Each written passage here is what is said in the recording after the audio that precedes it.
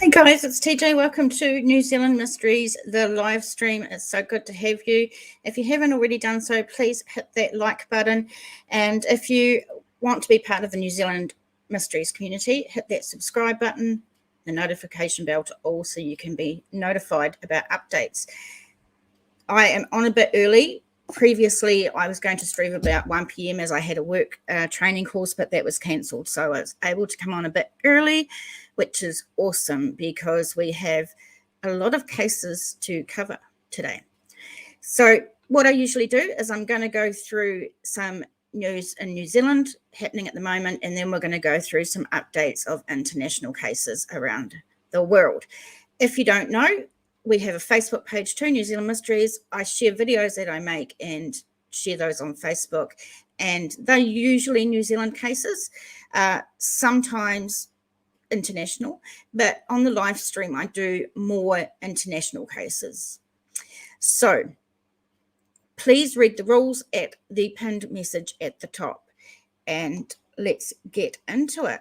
I just want to remind everyone that I'm not that technical savvy, so sometimes shit goes wrong. Sometimes I have swear words.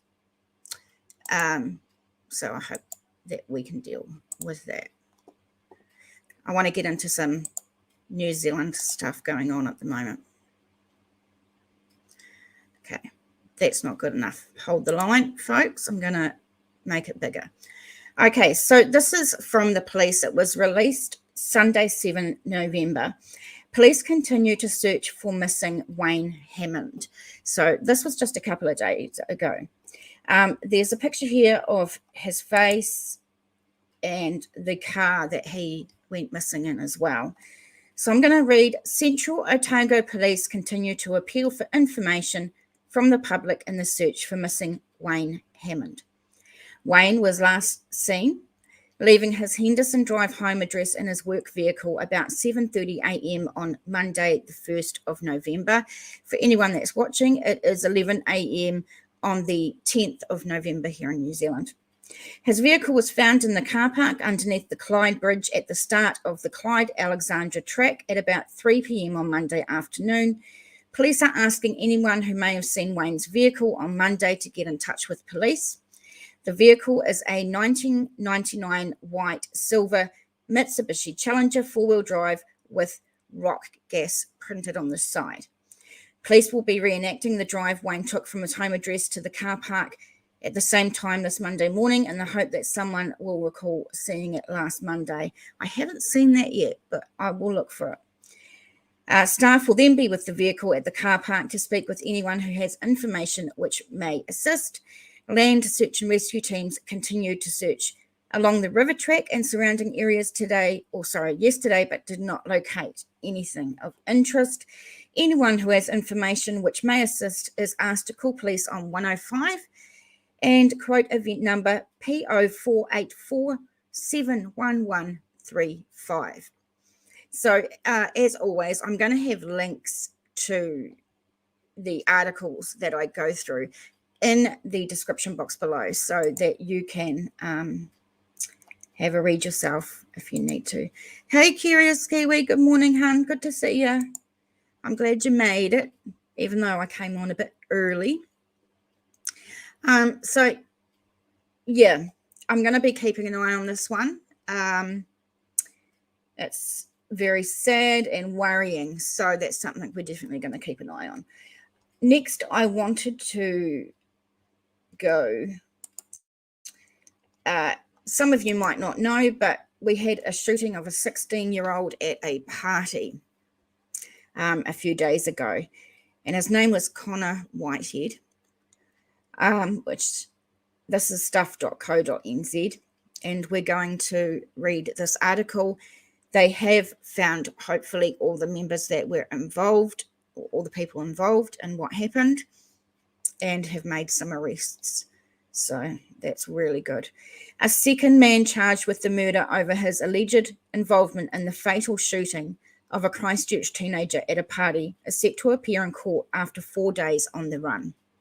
The man, who is interim name suppression, was arrested after armed police swarmed an Avonside house about 5:15 p.m. on Tuesday, which was yesterday for us.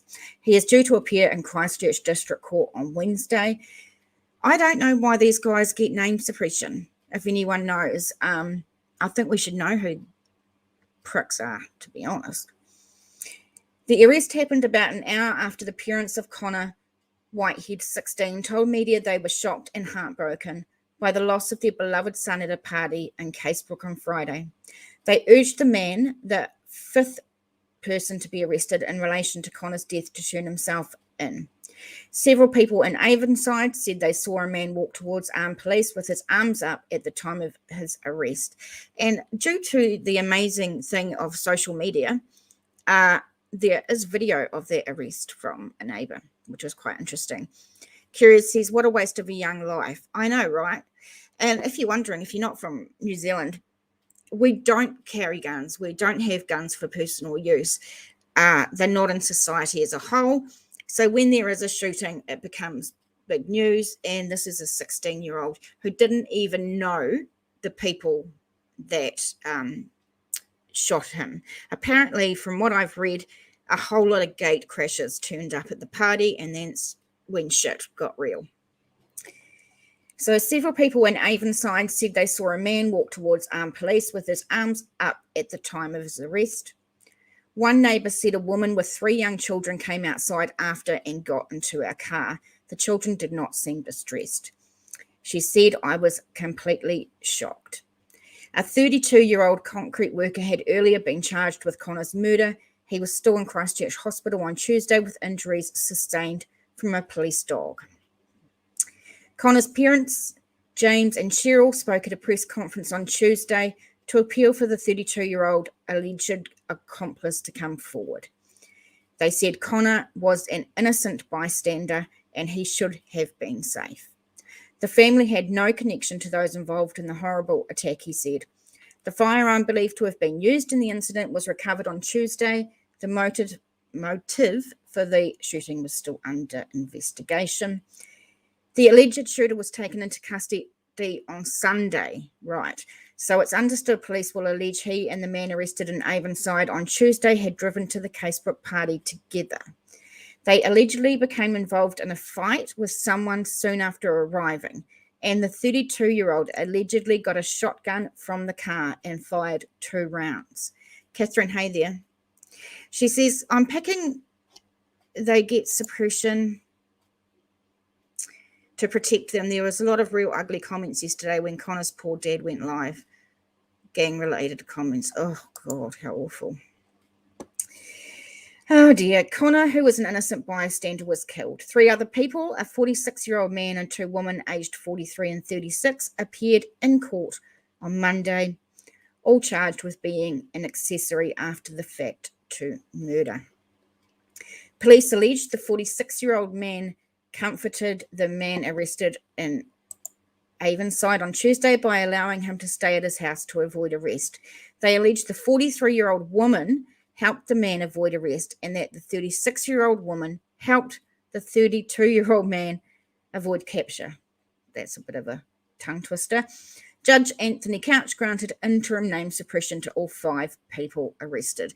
So let's hope that that name suppression lapses soon and we can find out who these assholes are.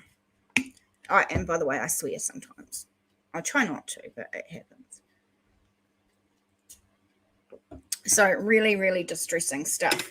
There is a lot of other media posts about it. They say much the same thing. But if you want to look more at that article, or the link for the article is in the description box below. So one awesome thing, last night, the program Cold Case came back on TV, and for their first episode back, they looked at the case of Timothy Priding, who went missing in 1994, and they did a bit of a reenactment of him and what happened and released a lot of information. They are looking for information about one person in particular. but I'm not going to cover this too much today because I intend to release a video later today recapping the cold case program and the case about Timothy. And I hope that they find the person, because that's a horrible, horrible story. It's good to have you guys here, and I wanted to, that's about all for New Zealand at the moment. And a couple of, hang on, I'm just going to remove this. And a couple of lives ago, hang on, I'll just check with the chat. Hang on, Curious says, it feels like they are so close to cracking this one, they just need one person to speak up. In the cold case, absolutely. It feels like a lot of people know what happened back then, and they didn't speak up at the time, or they gave police false information at the time. But allegiances have changed, people have changed, they've matured or grown up, and they may want to say something now. So, yeah, I'm hoping that the video I released today will be shared as much as possible through New Zealand, and we will get some closure. Unfortunately, his parents have died, so they won't get to see it, but obviously he'll have other family. Hey, Tony, it's good to see you, hon. All right. So what I was going to say is that a few lives ago, we covered the case of Blake Chappell. And he says, hi all, why today, TJ? Our shops are open for the first time in 3 months and I need some things. Annie, I understand. So Auckland, where Annie is, has been in lockdown for 3 months, and today they can shop again for the first time. Their retail stores are open, and if you see anything on Facebook about it, there was queues and queues of people waiting to get into malls, and most of them wanted sneakers. I don't get that, but some people like shoes, apparently. Yeah. So, as I was saying, we covered the case of Blake Chappell a few lives ago. And one of the things we talked about with this case was the fact that when teenagers go missing, a lot of the time they tell the parents that the kids have run away. You know, oh, he must have run away. And this is what they did in this case. And the link is in the description box below. So he went missing after going to homecoming. And he was found dead months later. It was a tragic case.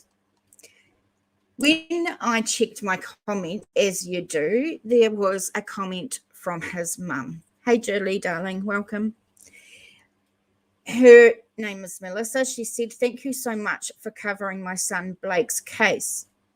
A lot of info was lost because of the police believing he ran away, when I made it clear he was not a runaway, which is exactly what we were talking about. So I did send some love to her and reply and said to her if there was any info that I missed or that was incorrect, to let me know so that I can update that. But she hasn't done that yet. See ya, Annie. Have a great time, hon. So it's good to know. And that's why we have to be really respectful on lives, because we just don't know who's going to be watching them. In this case, a parent was watching the live stream about their loved one. And yeah. And he says, before I go, missed the beginning. Did you see about that guy missing in Otago? Yes, we just had a look at him, and you'll have to go back to the beginning. But yes, we did.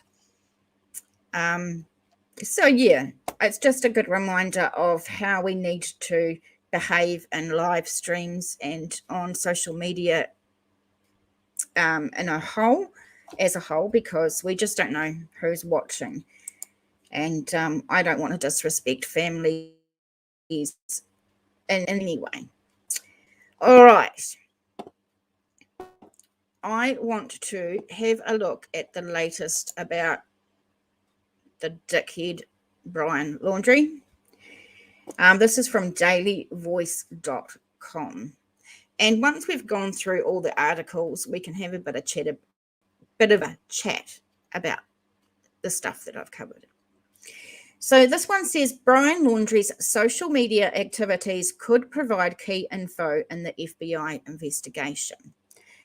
So Brian Laundrie's online communications and social media posts could have provided key information to the FBI, according to a new report. The Independent reported on Sunday, November 7, that the late 23-year-old Long Island native's digital footprint, including text, social media, and cell phone records, may have already been examined and pieced together by authorities, and that's by Brian Enton. He covered the case. Amazing. Laundrie was named a person of interest in the homicide of his fiancée, 22-year-old Gabby Petito, of Blue Point in Suffolk County after she went missing in late August during a cross-country road trip the couple had taken. Laundrie returned to his parents' home in Florida on Wednesday, September 1st, without Gabby. Gabby's remains were discovered in a Wyoming National Park on Sunday, September 19. Laundrie's parents reported on Sunday, September 17, that they hadn't seen their son in days, and his remains were found in Florida Nature Reserve on Wednesday, October 20. So that I don't think is right. The Sunday, the September the 17th. I don't think that was the day they called in. There's lots of contention about when they notified police or anybody that he had gone missing, but it definitely wasn't Sunday, the September the 17th. Laundrie's cause of death has not yet been announced. Enton said he believes the FBI may release findings that link Laundrie to Gabby's homicide before the case is closed, the Independent reported. So hopefully we might get some information of how they linked Brian to the case. And I hope that it is linked by some social media and text messages and stuff. He's a dick. He needs to be caught and held to justice. Well, he is caught. He's dead. But we still need to know what happened. And the Laundries, his parents, need to be held accountable for some things, that's for sure. They made them and stupid lawyer Bert made some really bad decisions in this case. And I think there's some questions that still need to be answered by them.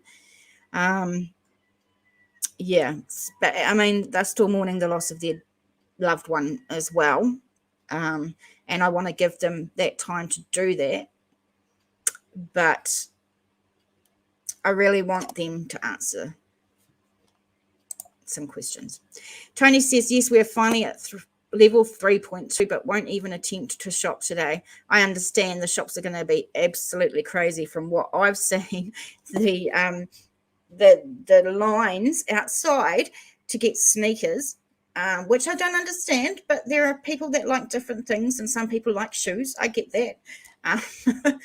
But yeah, it was a bit crazy, that's for sure.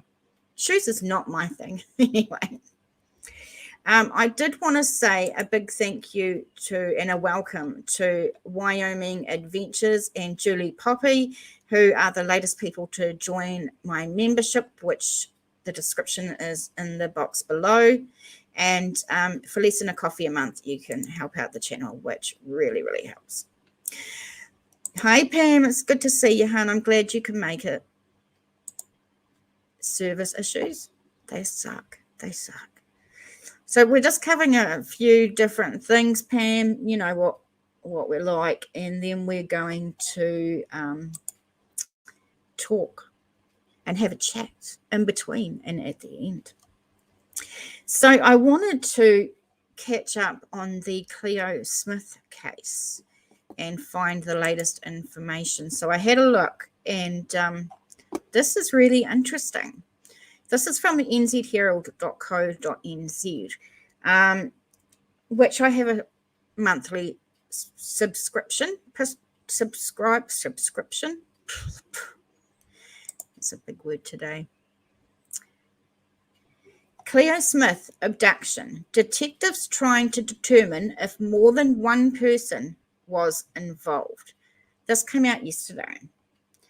Cleo Smith has reportedly revealed to detectives that more than one person was involved in her disappearance.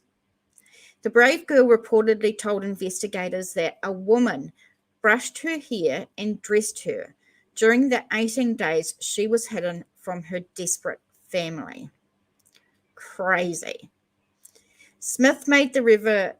Cleo made the revelation during the interview process, telling police that the woman made visits to the home in the Western Australian town of Carnarvon, the Daily Mail reported.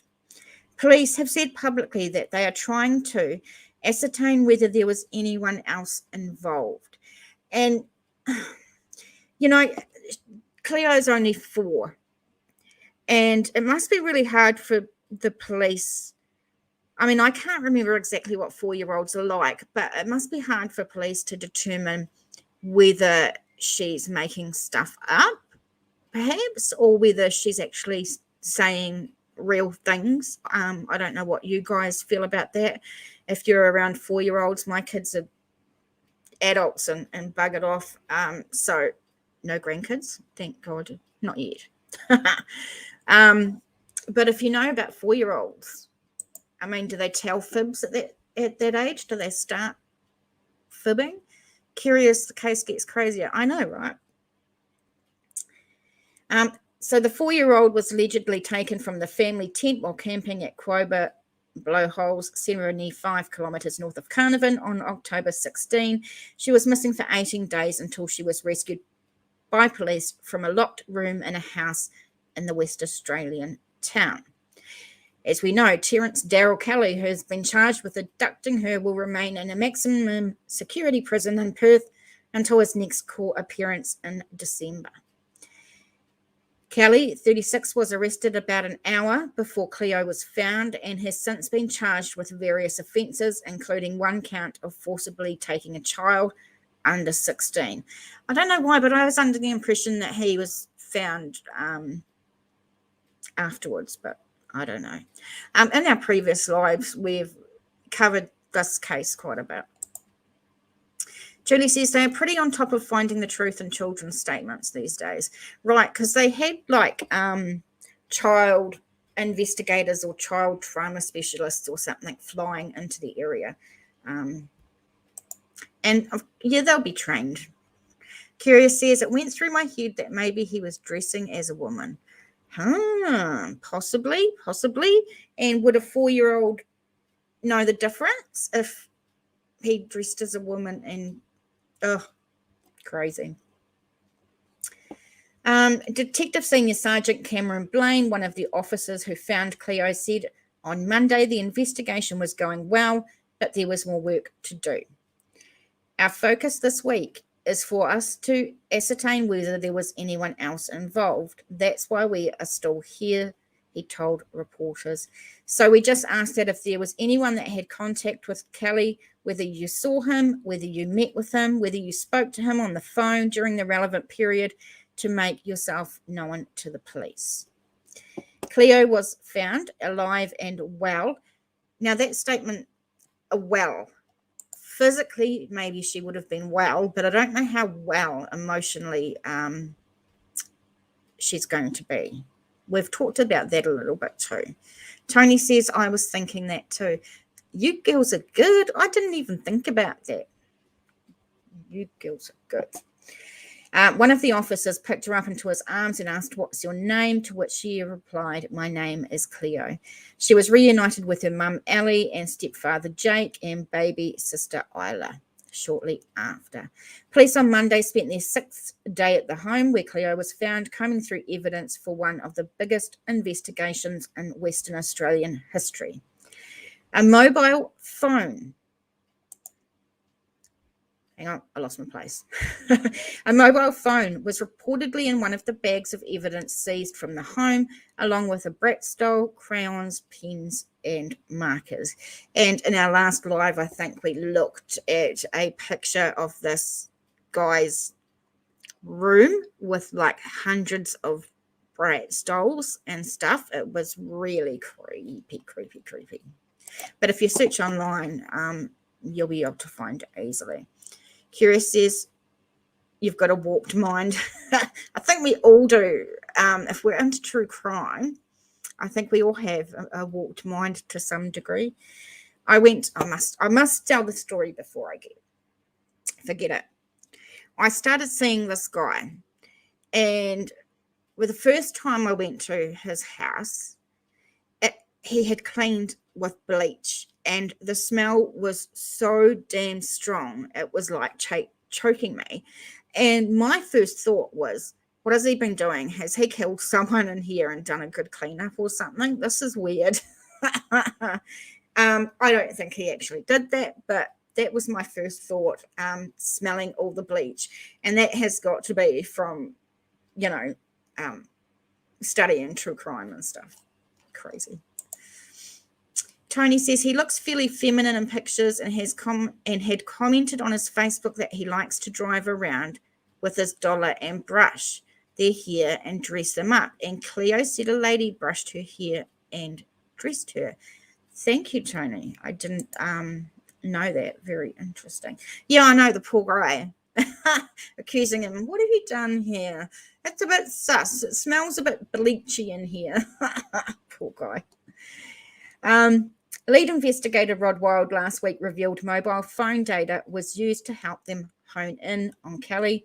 So we put the phone data over number plate recognition data, CCTV, witness accounts, forensics, and when you layer them on top of each other, you solve crimes, and that is merely what we have done here, he said. Police have said they do not believe Cleo's abduction was planned. Interesting. So it was just an opportunist thing?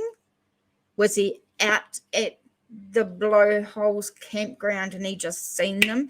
I mean, they lived in the same town. There was only a few thousand people living in it. He must have come across Cleo and her family before. Her disappearance sparked a massive land, air, and sea search and hit headlines around the world. The case was cracked by a task force of more than 100, and Western Australia Police Commissioner Chris Dawson has praised all involved with immense pride. WA Police Acting Commissioner Cole Blanche told the West Australian it took every piece of puzzle to find the little girl, but thank God they found her. That's all I can say. They did an amazing job to find her, and the fact that she was still alive, not many kids are still alive after they've been abducted for that long. So, the police did one hell of an amazing job finding that little girl. That's for sure. Again, below in the description box if you wanted to follow up on that case, or just go to some of our past live streams and we've covered it as well.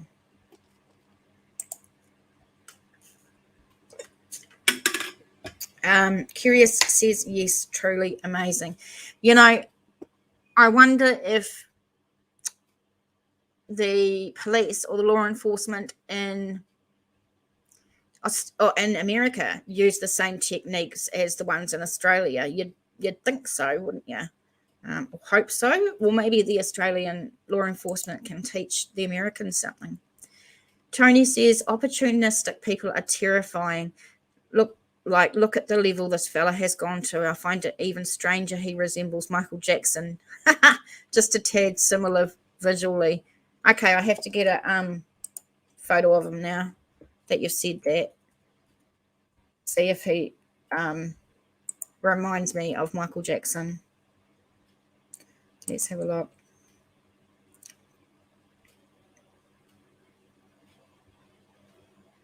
Just give me... Oh, hang on. Okay, there's... Oh, okay. Here's one. I'll show it to you. We'll see some of those photos that were really gross. Okay, so this is the guy. Oh, now look at this one. This is really interesting. And this one, actually, he does look a little like Michael Jackson. You were right. Curious, is this the one you were meaning, the photo with the curl? He looks very feminine, and he looks like Michael Jackson at the same time. Does that mean Michael Jackson was feminine? Maybe. That's crazy. And here you're seeing him with the Bratz dolls. That's just weird as shit. It's weird as shit. Look at the amount in this picture here. Look at the amount of dolls that this guy's got. It's weird.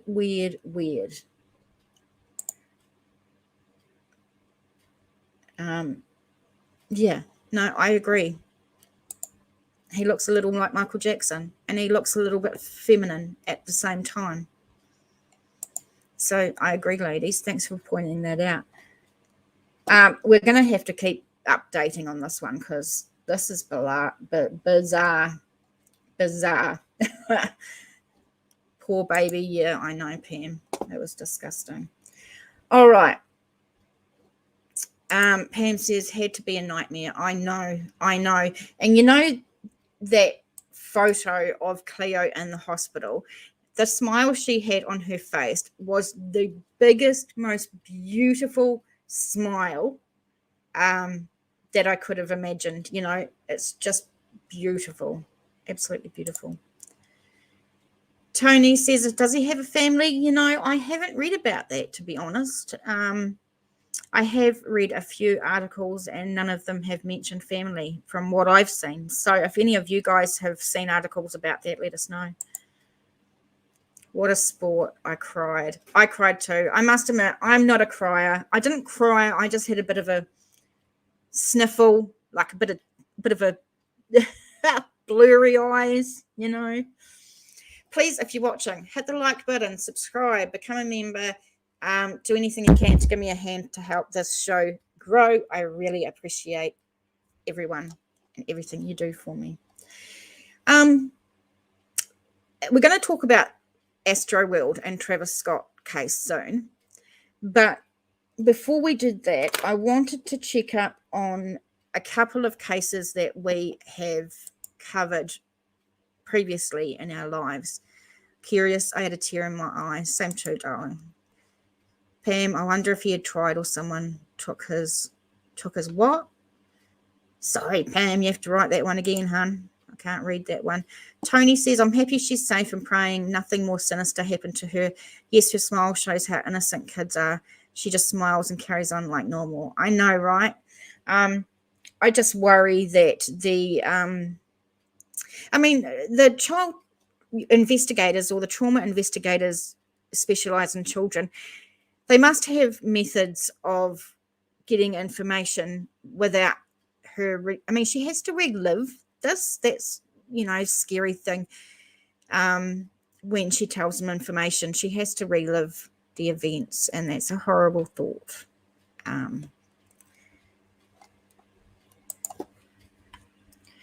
Tripod of someone take his photo. Possibly. I never thought of that, Pam. You're right, because if we look at some of the pictures, he can't be holding the phone to take the pictures. Someone else has to take them, right? Very good spotting, Pam. Hey, Wyoming, welcome, honey. It's great to see you there. Thank you for becoming a member. I appreciate it. And Julie. Curious Kiwi says, I've only heard he was brought up by his grandma, but she passed away a couple of years ago. Awesome. I just went to Facebook and posted Cleo's home. All my friends knew what I meant. I know, right? Yeah, you're right. You're right, Pam, and I didn't think of that. That's good spotting. So some of them you can tell that he's taken selfies, possibly. But this one here, someone had to take that picture, which means someone knew how depraved he was because he had his Bratz dolls.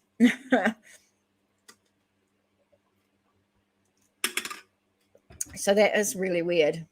Very weird. So I'm sure that we'll get more information coming out, and we'll be able to know a bit more about him.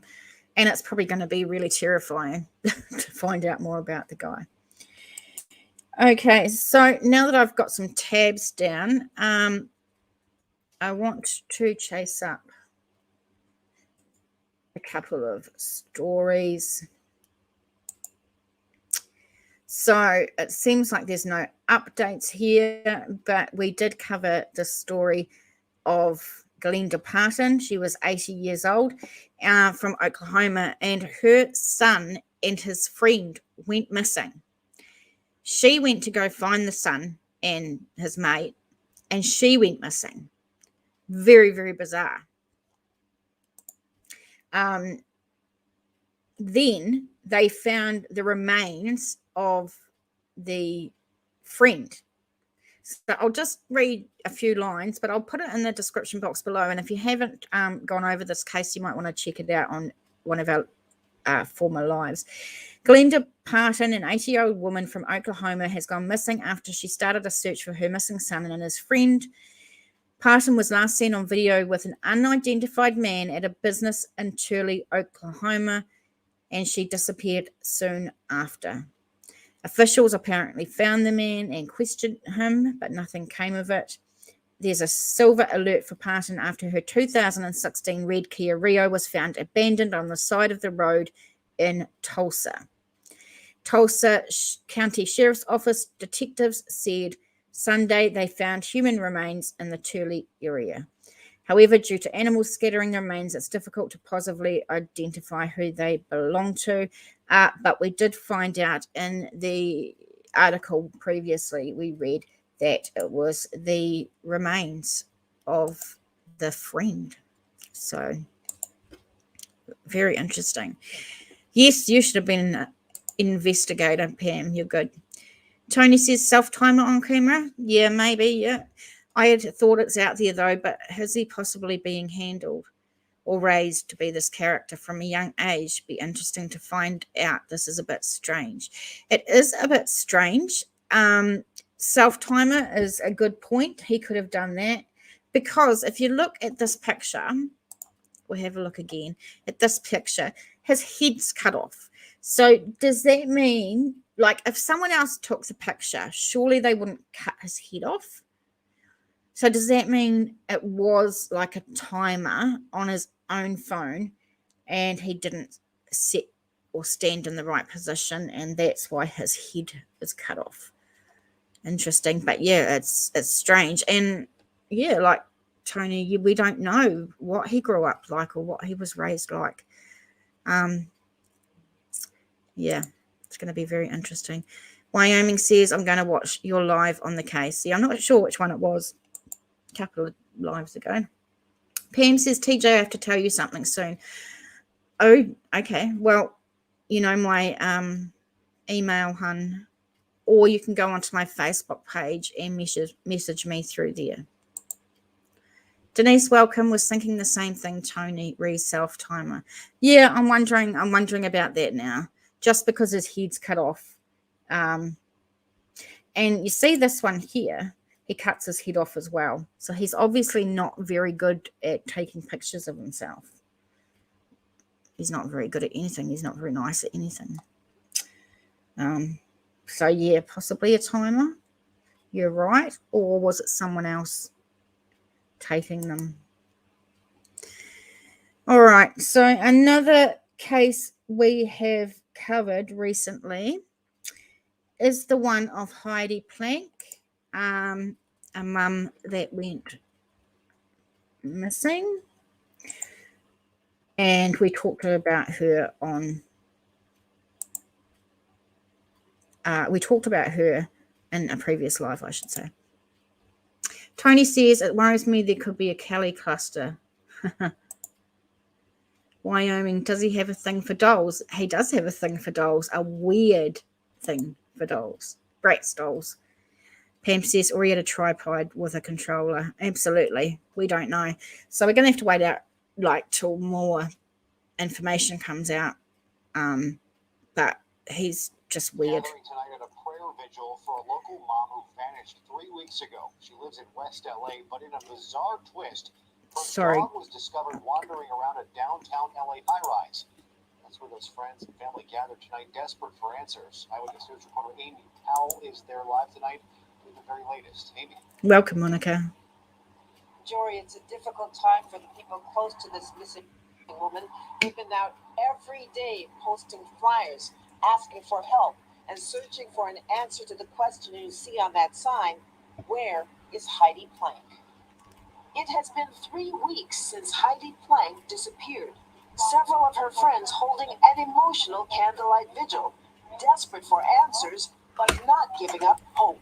I just miss her, and I love her, and we're not going to stop looking until we find answers. Security camera footage shows Plank leaving her West Los Angeles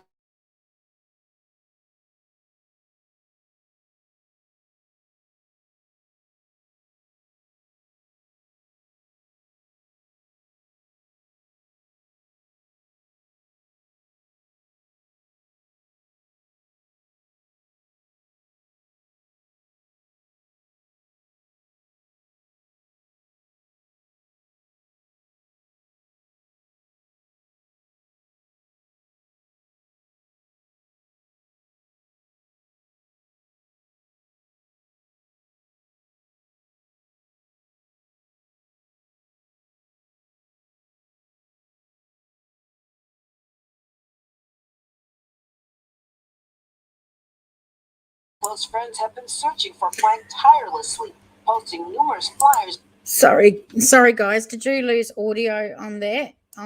That's me. I effed up. Sorry. I'll play it a bit from here. I'm going to talk about it in a little bit. Wyoming. Welcome, Monica. It's great to see you here. And we'll see if it plays again. Sorry, guys. I told you I'm not very technical. This is abc7.com. I will just try and refresh it. Sorry, guys. I actually muted it to have a puff of my vape. Weird. So, yeah, we'll have a look at the video again. Sorry about that. And then we'll have a chat about it and read the article.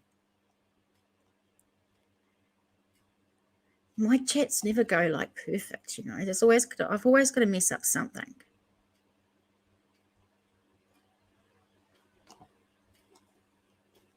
And now it's not going to play. Oh, here we go. I'll move it to a bit further on. Desperate for answers, but not giving up hope. I just miss her, and I love her, and we're not going to stop looking until we find answers. Security camera footage shows Plank leaving her West Los Angeles home with her dog on October 17th. The 39-year-old mother went to Downey to watch her son's football game. Her ex-husband, who shares custody of the 11-year-old, says Plank seemed edgy and left the game early. The family contacted police 3 days later after she didn't pick her son up from school. It's not like her. If nothing else, her son, she would never leave her son like this. We light these candles as a symbol of the light that is our friend Heidi. Tonight's vigil held outside a high-rise apartment building in downtown Los Angeles. Plank's dog was found wandering around alone on an upper floor on the day she went missing. But it's not known how the dog ended up there or if Plank had any connection to the building. Everybody should have a friend like Heidi. Close friends have been searching for Plank tirelessly, posting numerous flyers in the downtown area and in West Los Angeles. My only hope and my prayers and my faith in God is that Heidi comes back safely and Heidi is safe, but there's a little boy that's waiting for her. He's going through a lot. So we're a bunch of vapors in here. Well, at least you understand, I was trying to be nice and vape like off screen or like no audio. Didn't think about the video. All right, so let's have a look at this article. Friends of Heidi Plank, a 39-year-old mother who vanished 3 weeks ago evening and asked for the public's help in finding her. I just miss her and I love it, and we're not going to stop looking until we find answers, said one woman who spoke at the vigil. Heidi was last seen on October 17th in the 7800, I don't know how, is it 7800 block of Gardendale Street in Downey, according to the LAPD. Security footage from October 17 shows her leaving her Palms home on LA's west side with her dog. Plank went to Downey to watch her 10-year-old, I heard he was 11, but it says 10-year-old son play football. But her ex-husband, Jim, said she was edgy and then she'd left the game early for some reason, which is not like her, apparently. Oh, and the friend said it's not like her. If nothing else, her son, she would never leave her son like this.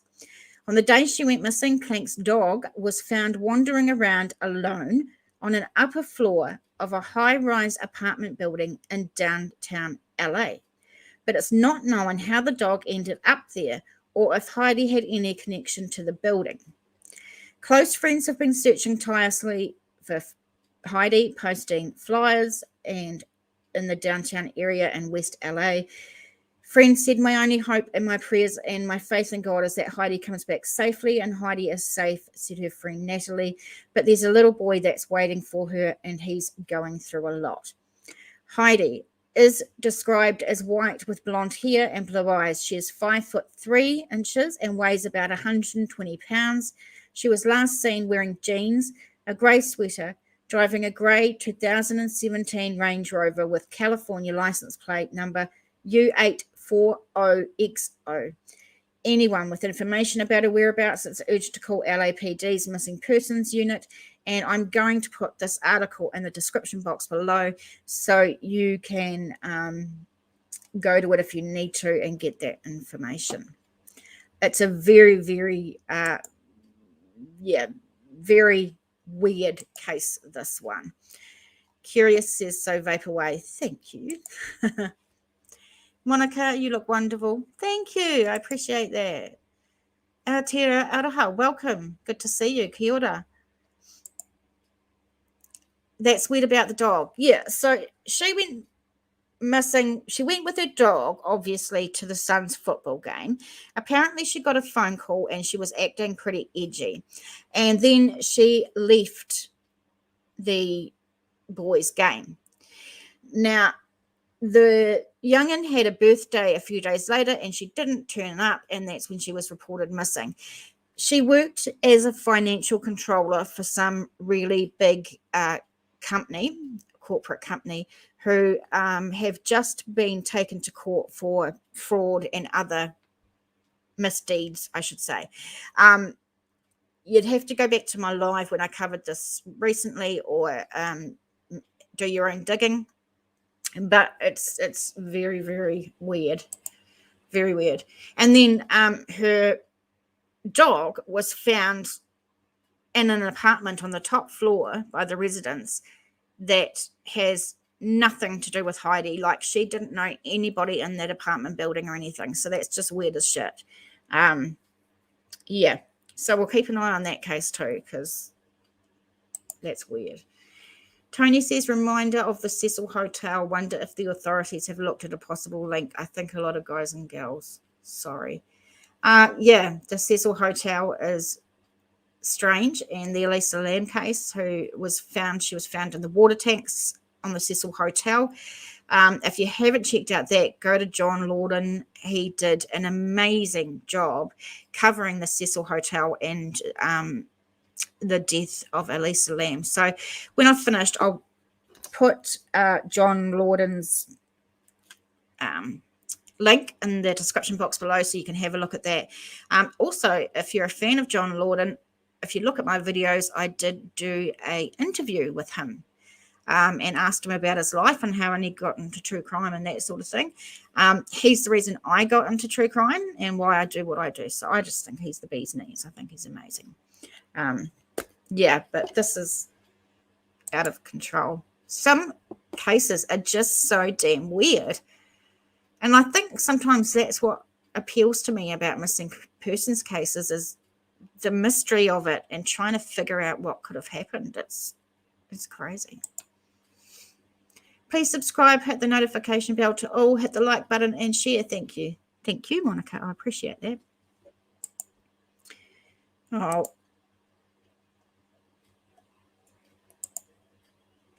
Monica says you look blurry. Do I still look blurry? I shouldn't do. Hang on.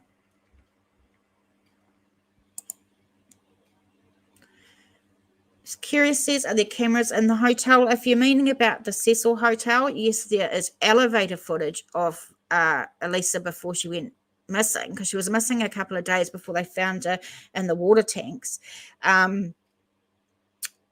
Yes, there is some footage, and it's weird footage. So definitely have a look at that case, because it's crazy as shit.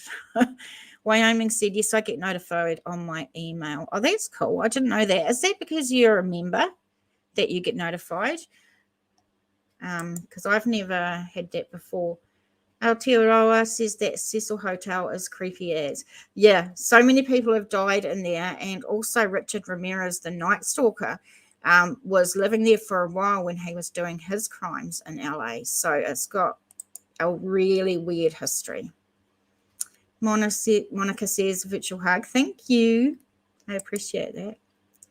Wyoming, she was acting weird in the elevator. Absolutely. That elevator footage is weird as shit. And we know, well, if you look it up, and honestly, John Lorden covers it the best. The elevator footage was slowed down for a start. So it made stuff look weird than if the you know what I'm trying to say, if it was at the right speed, the footage, it didn't look as shady as it did when it was slowed down. And there was also quite a bit of the footage missing as well, so that's weird. It's crazy. I think so, yeah, because you're a member. If you want to become a member, the link is in the description box. It just means for the amount of a coffee each month, I think it's like $3.99 or something, you can make a monthly donation, and then you get to have your name in green, and have like little funny pictures next to your name if you want to use them. Yeah, and it just helps me keep the channel going. Aotearoa says it's very haunted. Yeah, I believe it must be haunted with the amount of things that have gone on in that hotel. Crazy. Tony says it was a cultist hotel. I don't even think I've heard of that phrase. I think even Manson visited the Cecil. I believe I read it or watched it somewhere. There was a Netflix documentary about the case, and John Lorden was in that. It was quite interesting. Monica says Elisa Lam was in the Cecil Hotel, so everyone will behave horrible and weird. Right. Wyoming, I didn't know that about the video footage. Yeah, it's quite strange. When the video footage is played like normally, it doesn't look as weird, the actions and that she was doing, but it was weird. Tony says, I reckon it's slowed because it's been altered, TJ. Yeah. Well, I don't know if it's been altered, but we know that looking at the timestamps that some of the footage has been removed, which was weird. Curious says, I never got an email, but maybe because I don't use my real name. I'm not sure. I'm only a member of one channel, and that's J for Justice. And I don't get an email. I don't know. Maybe you have to tick some box somewhere. I don't know. If you have ideas for cool emojis, let me go. I did put the Kiwi one in. Yes, please become a member. Yeah, don't. I don't care. Don't. I mean, I appreciate it that you do, but you don't have to. You don't have to donate. Liking, subscribing, sharing, chatting. Those are all great things that you can do to help the channel as well. I didn't get one for Jay either. Oh, that's weird. Oh, well, some people get emails and some people don't, I guess. So should we talk about Astroworld? The horrible tragedy at Astroworld that happened. have you all, do you know much about it? Have you all sort of seen videos and seen articles about it and that sort of thing? Or is it something that you don't know about?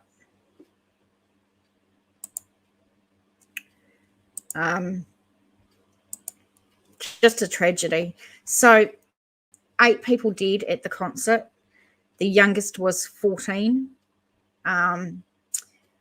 We've got lots of people in hospital, and one of the people in hospital is in critical condition, and he is a 9-year-old little boy.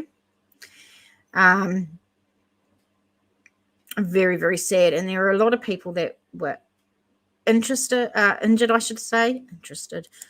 What a dick. Yeah, such a tragedy. So 8 people dead. Tony says, yep, new topic. Yep. I watched an EMT this morning on the terrifying events he faced. So there has been hundreds. If you go on YouTube and type in Astroworld or type in Travis Scott, who was the performer, you are going to get shitloads of phone, and some of it's not nice, the footage. So trigger warning, some of it isn't good. So there are a lot of things going on. Travis Scott is getting sued by a lot of families of the injured and the killed. And the event organizers are getting sued. There was 50,000 people in the concert. And when Travis Scott came on, the crowd surged and people were crushed and killed. They couldn't get out. The concert carried on, and Travis Scott said he knew nothing until he got out the next day and realized people were dead, which I think is bullshit, just my opinion. Aotearoa says Drake was also performing, and Drake is also getting sued. Thank you for that. I appreciate that. So I'm going to read this latest article, but then we will sort of go over details if you're not aware of it. 50,000 is a lot of people at the concert. And actually earlier that day, because he didn't come on till like 9 p.m., earlier that day, over 1,000 people broke down barriers and ran into the concert. And I think that should have been a sign that shit was going to go down. So this is TMZ.com, and they have shitloads of footage as well. Travis Scott covering funeral costs for deceased and will offer mental health services too. If you don't know, this guy is a rapper, and he is the baby daddy of Kylie Jenner, which is one of the Kardashians. Travis Scott is stepping up to help the families of those who died at Astroworld Festival, offering to pay funeral costs and extending even more help for those affected. Sources close to Travis tell us he'll be fully covering any and all funeral costs that might come about for the families of the 8 people who passed away at the concert this weekend. I must ask, are you guys interested in seeing videos? They are quite graphic, so give me a yes or a no if that's something you want to see. Monica says, Travis Scott, oh my God, he's going to have to pay for all his damages. Yeah, right. Julie says, I have an event management qualification, and of course they're being sued, but they will have insurance for it. It was so disgraceful. They did have insurance, and we could actually talk about that, because there is an article that I read about the insurance that he has. Monica says it should have been limited by law enforcement at the concert. Definitely a sign things were going to go bad. Yes, I'd like to see them. Okay. So I'm going to play a video now that's on here, and I'm going to give you a trigger warning because it's not nice. So if you want to look away while this bit plays, then let me know. Well, just look away rather. And I won't mute it this time. My computer pile of shit, so it might take a couple of minutes. Get a free measure and quote with Weathermaster. Successfully shading Kiwi I don't think Oh, Weathermaster's Kiwi. Interesting. But I don't need any Get in blinds. touch with your local Weathermaster team today.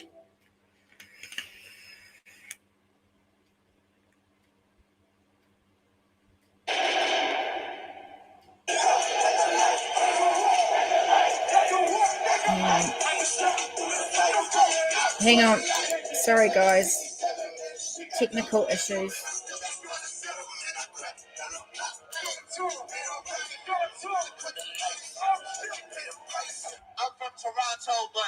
Sorry, guys. It's not working. I love y'all. Astroworld Fest is nothing like it. Lose your motherfucking noise and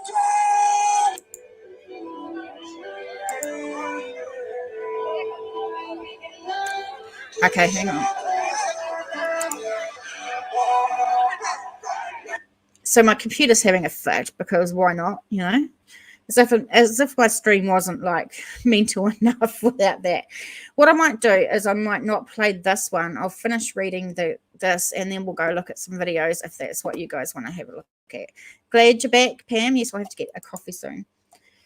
Okay, we're told this is going to be coming from Travis's own pocket and that there'll be no questions asked as it pertains to those 8 individuals and what their families might need to properly lay their loved ones to rest.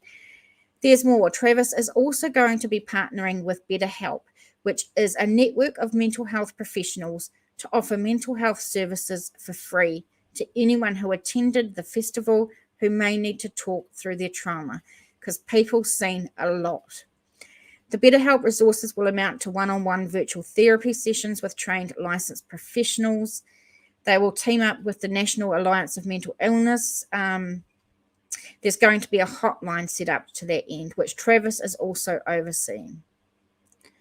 Unclear how exactly Travis and co will vet claims for the service, but we imagine it's going to be a system that vets people to make sure they were, in fact, in attendance. That may mean that there are thousands of people who take him up on it, as there were countless folks in the crowd that night who may have been affected. And if that happens, it probably won't be cheap, or it won't be a cheap endeavour to ensure all those folks are cared for. It's a nice gesture and just one step of Travis trying to do right by his fans. Obviously, there's a lot more that may have to be done.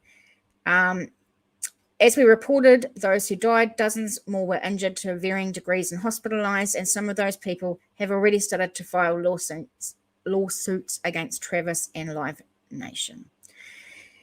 If you haven't heard, Travis is also refunding all Astroworld Festival attendees in full.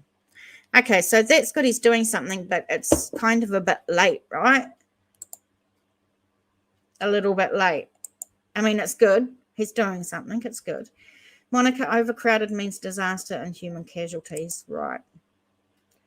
Wyoming says, general admission at concerts. They really like to get close to the stages. Yeah. Once you're in a concert, not everyone cares, unfortunately. No, there is footage of an ambulance going into the crowd and people were jumping on top of it and dancing while they were trying to pick up people that were dying. So, Megan, hello, Megan, swinging in to say hi and share some love, listening in a bit while I work. Great to have you, honey. Just remember to hit that like button.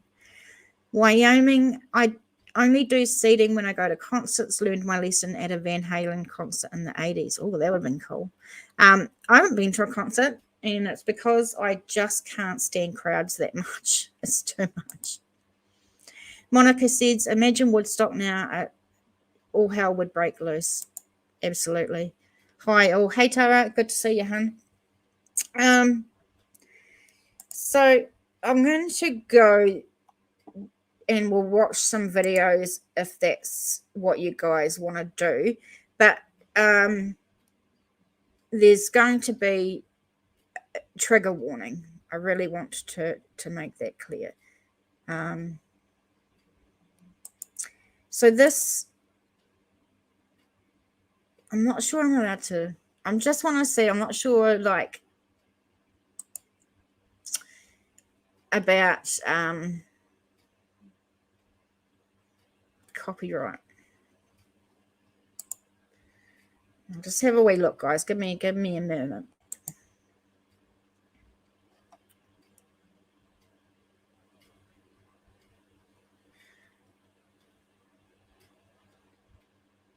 All right. I'm just going to see if this is going to play, and then I'll switch you over. Tara said they are all getting sued. This is my husband's business. He works with Live Nation. Okay, Tara. That's interesting.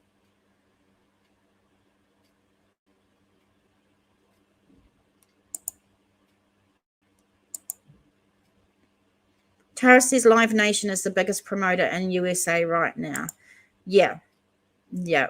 So, yeah, give us any information you can. Just trying to get these videos to work.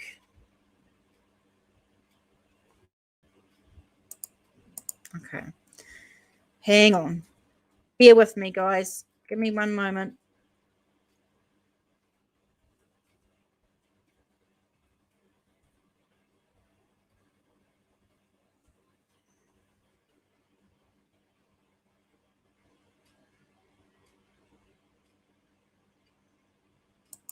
Yeah.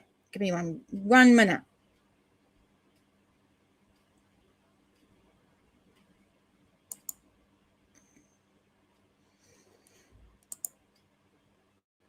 Monica says, love your tattoos, New Zealand. I've got some of my own. Yes, I am addicted to tattoos. Absolutely. Wyoming, don't do anything that would strike your channel. Yeah, I'm trying to be careful. What do I play?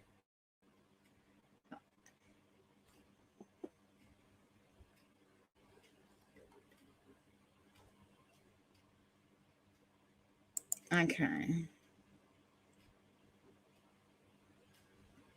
And my computer's just going effing slow for some reason, because it can. My husband is the head rigger at Madison Square Garden. They are a seat venue, but they promote there too. So it appears that Travis Scott has actually had problems with other concerts that he's been to. Like, he's got in trouble for inciting riots and stuff like that, or inciting violence. Yeah.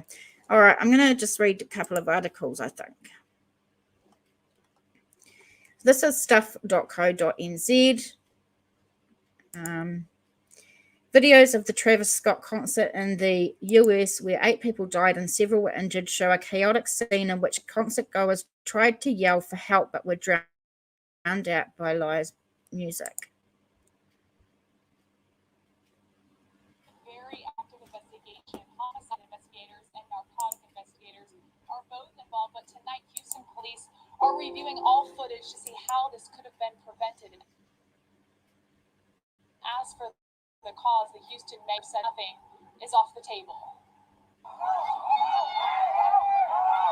Cries for help were heard Friday night as the crowd turned to chaos at Houston's Astroworld Music Festival. 8 people are dead and dozens hospitalized after what investigators are calling a surge of panic in a sold-out crowd. Headliner rapper Travis Scott came out on stage just after 9 p.m. As soon as that happens, the entire crowd of people just pushes forward. JD Moreno says he was trapped in the sea of 50,000 when people rushed the stage. Then he remembers people dropping to the ground. All I heard was, "You're just gonna let him die?"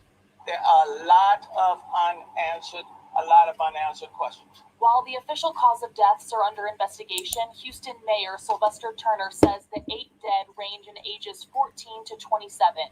Authorities are unsure the age of one of the 8 victims. 24 were rushed to the hospital. Half are still hospitalized on Saturday. Police also confirmed a 10-year-old is in critical condition. No one is reported missing. There were some individuals that were trampled. I truly thought that I was going to die. Houston ICU nurse Madeline Eskin says she passed out from being crushed in the crowd. When she woke up in the VIP section, she immediately started performing CPR, trying to save others. As we're doing this, new people are getting thrown over the gates, unconscious. 1 AED, one defibrillator, and 4 people in cardiac arrest, and 1 stretcher to carry them out. Houston Fire had several ambulances on standby outside, but admits first responders were overwhelmed. A third-party medical team was hired for the venue. According to HPD, more than 500 Houston police officers and 755 private security officers were on site. While officials encouraged people to ignore some narratives on social media, Houston Fire confirmed Narcan was administered multiple times Friday evening. One instance included a security officer who was revived after feeling a prick in his neck. The medical staff did notice a prick that was similar to a prick that you would get if somebody's trying to inject. That is one part of it. Meanwhile, cell phone video shows medical staff performing compressions as the music continued. Police were pressed why the concert didn't end for 40 minutes after the violence escalated. You cannot just close when you got 50,000 and over 50,000 individuals, okay? We have to worry about riots. Before the concert even began, dozens of people plowed through a security fence to get inside. Police say the breach is part of the investigation. Saturday night, flowers were placed outside of Energy Park for the victims, with the weekend's events canceled. Eskins now wishes she never even went. This was the most horrific thing I've ever seen in my life. Families of the victims are still being notified, and we are still waiting for the victims to be officially identified. So that was obviously a couple of days ago, the 8th, when this article came out. Now, it was saying that the victims were still being identified. One of the families actually found out their family member had died from a picture of his dead body on a news article. So that is just absolutely terrible. Hey, Jeanette, thanks for coming, honey. I appreciate it. And Tiffany's welcome. Awesome to see you. So I'll keep reading. It's not clear how many of the cries Travis Scott heard, given that he was on stage and wearing in-ear monitors. The crowd was chanting, "Stop the show, stop the show."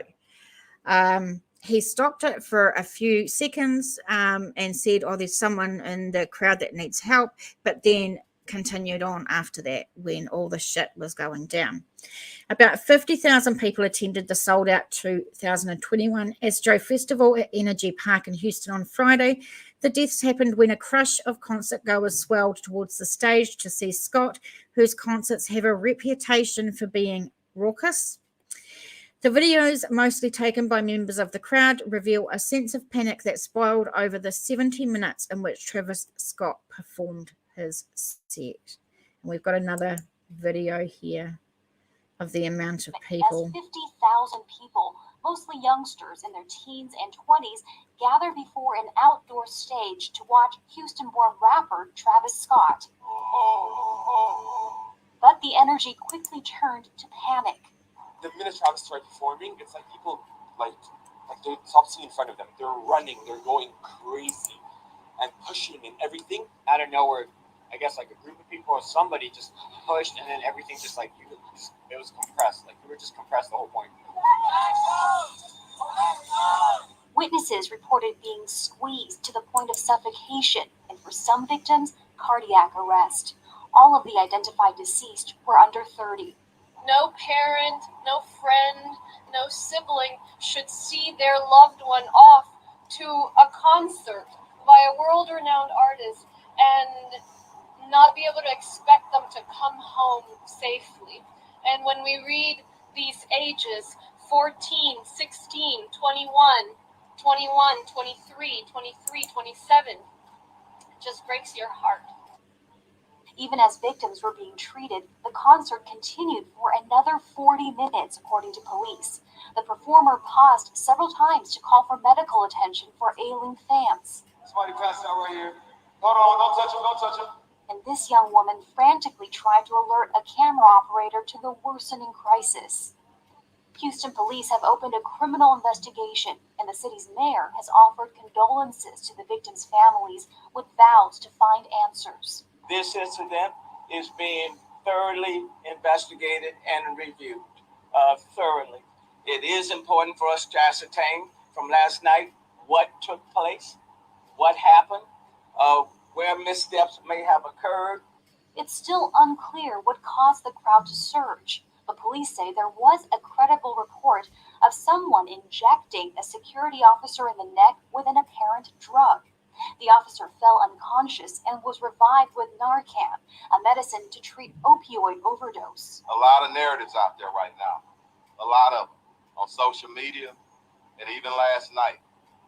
I think that all of us need to be respectful of the families and make sure that we follow the facts and the evidence. Investigators say at this stage, nothing is confirmed and nothing is off the table. Heidi Jo Castro, Al Jazeera.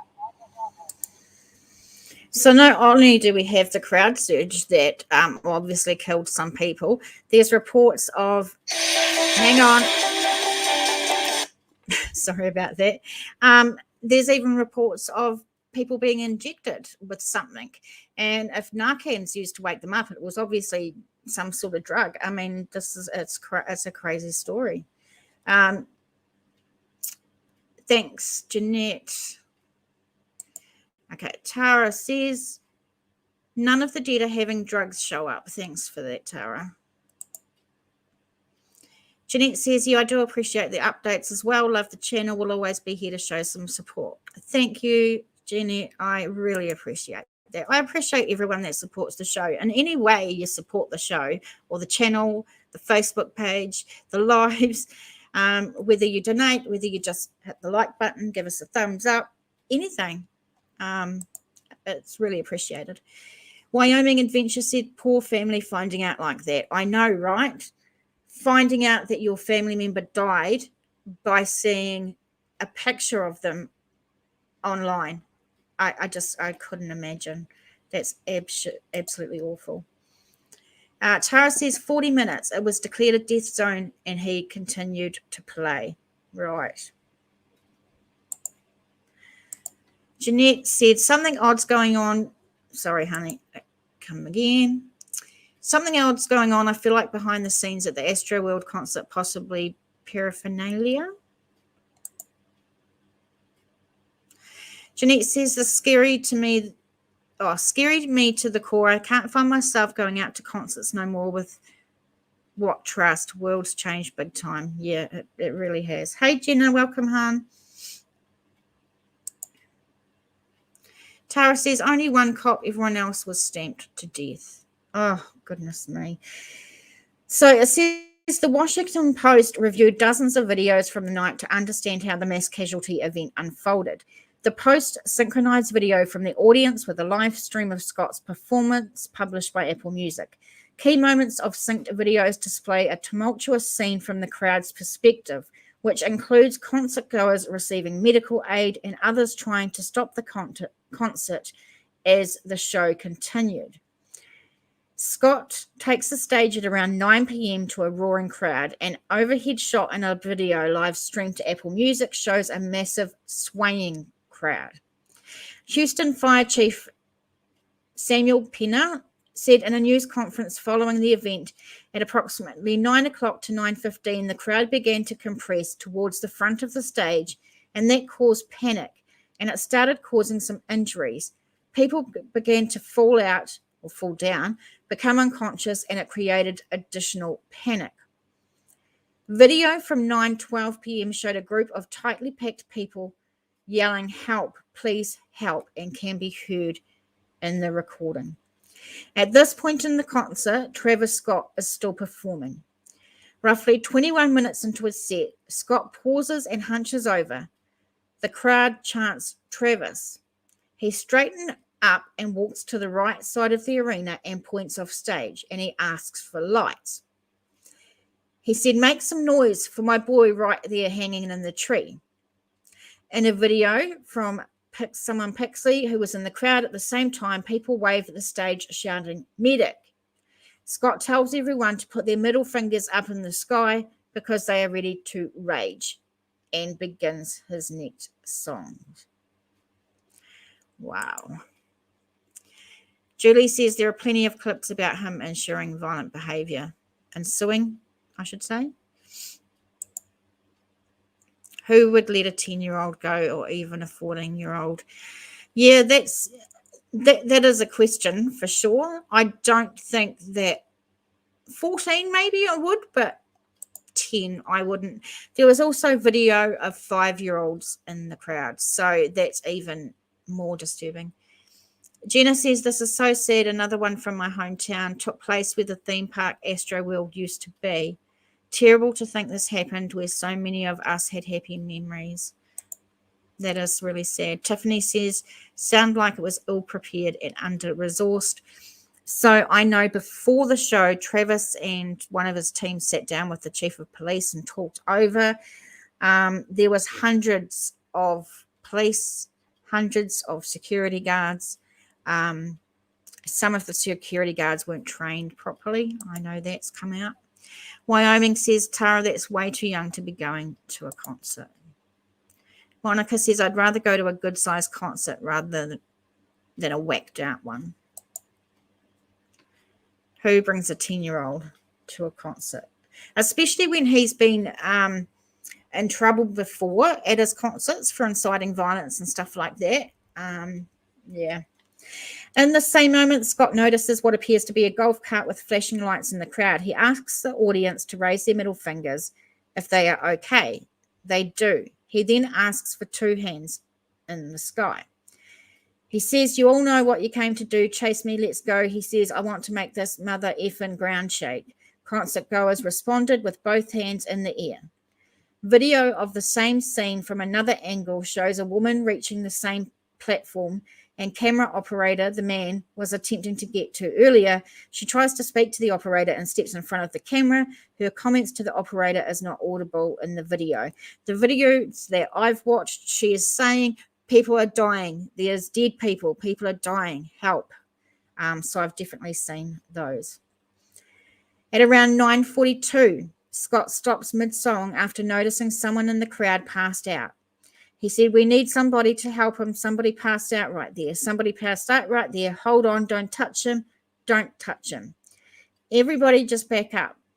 Security, somebody help. Jump in real quick. Keep going. Somebody jump in. Come on, come on. Security, get in there. Let's get in there.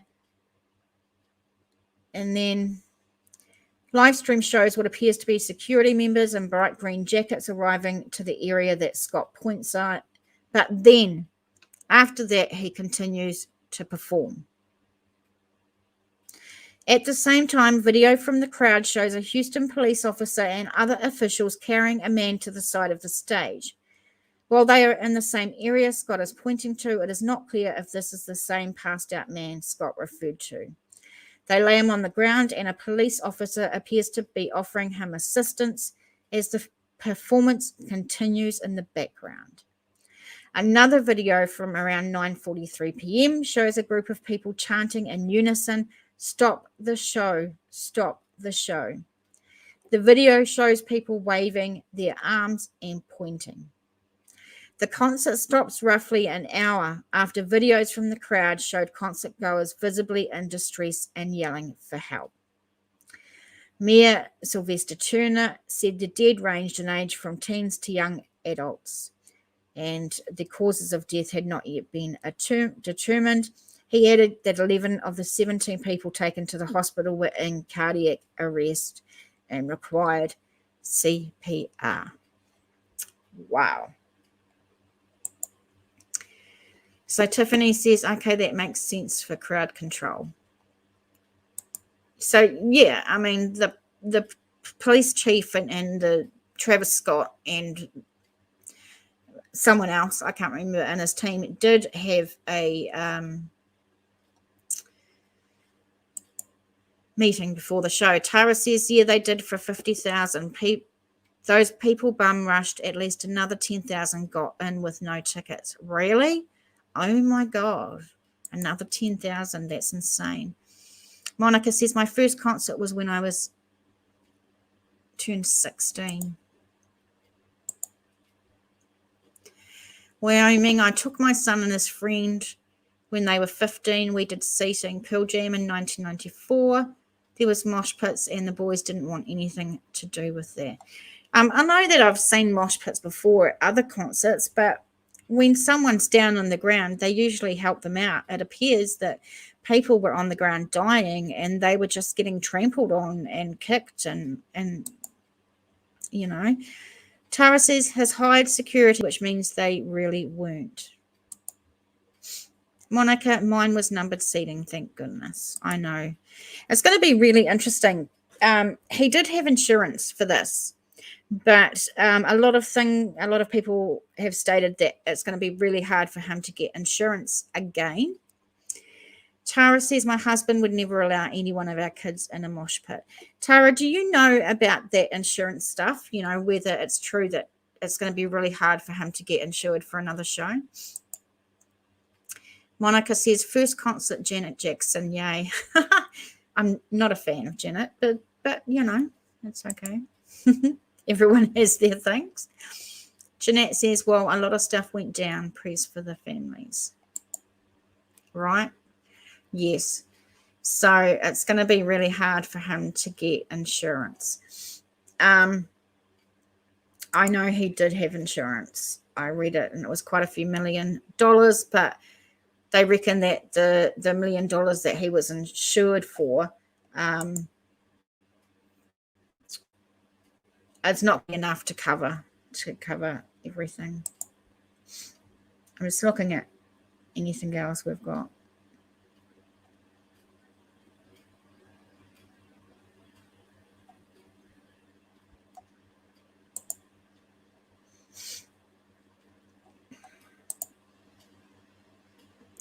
He will not be affected. Live Nation will be sued. Oh, interesting, Tara.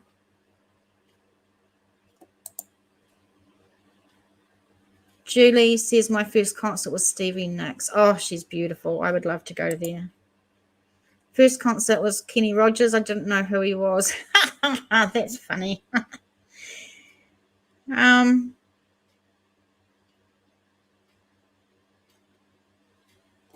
Okay. I'll read this article as well. I did see a video of two people going up to Travis on stage and trying to get his attention to tell him something was wrong.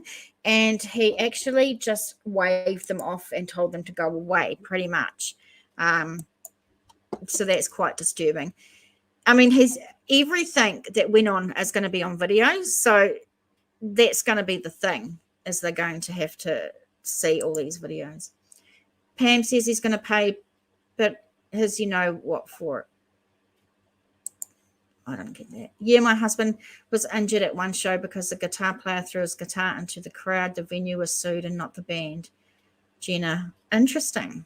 Okay, let me have a drink.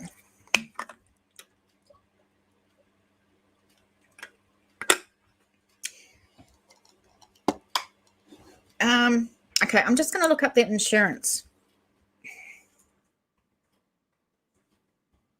Because that was interesting.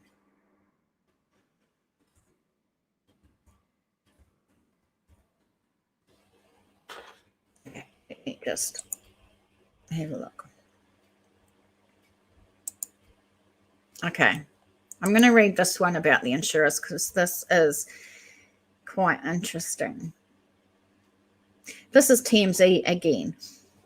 Astroworld venue has $26 million liability insurance policy, not close to covering potential judgments. The venue that hosted the Astroworld Festival has an insurance policy totaling $26 million, nowhere near what the injured and families of the dead will be seeking. TMZ has obtained the Certificate of Liability Insurance, a document that was filed with the City of Houston. Proof of insurance is required for such events. The policy provides for $1 million in primary coverage with a $25 million umbrella. With 8 dead and more than 300 injured, damages could go into the hundreds of millions of dollars. If the policy doesn't cover the judgments, then NRG would be responsible for anything above the policy limit. So there you go. Now, it's possible NRG has additional coverage, but there's no evidence of that from the documents. We do not know what insurance policies are carried by Live Nation or Travis Scott, although it's certain they have some coverage. But whatever it is, when you total all of it together, it's unlikely it will cover the enormous judgments that could be coming their way.